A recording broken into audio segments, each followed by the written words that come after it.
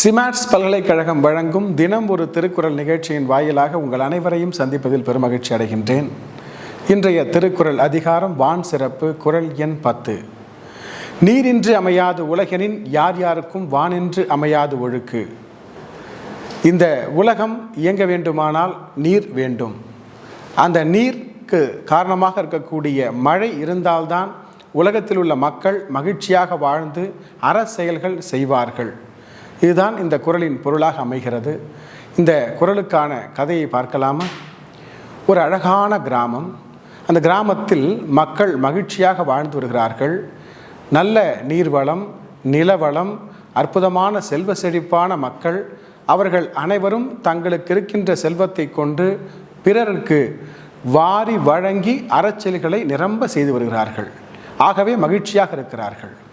இந்த உலகம் மிக அழகாக இயங்கிக் கொண்டிருப்பதாக அவர்கள் நினைத்து மகிழ்ச்சி அடைகிறார்கள். அந்த ஊரிலே 3 ஆண்டுகள் மழை பெய்யவில்லை. முதலாவது ஆண்டு மழை பொய்த்தது என்றதை நினைத்து மக்கள் தங்களிடம் உள்ள இருப்பை கொண்டு தான தர்மங்கள் செய்கிறார்கள். 2ஆம் ஆண்டும் மழை பெய்யவில்லை. தங்களுக்கே உணவு கிடைக்கவில்லை. இருக்கின்ற உணவை தாங்களே உண்டு வருகிறார்கள். அறச்செயல்கள் நின்றுவிட்டன. 3ஆம் ஆண்டும் மழை பெய்யவில்லை.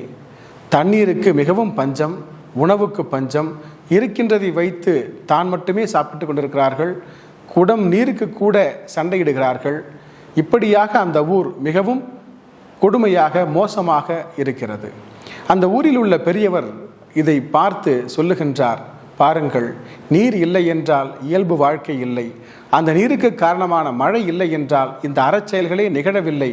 ஆகவே மழை வேண்டும் என்று சொல்லுகின்றார்.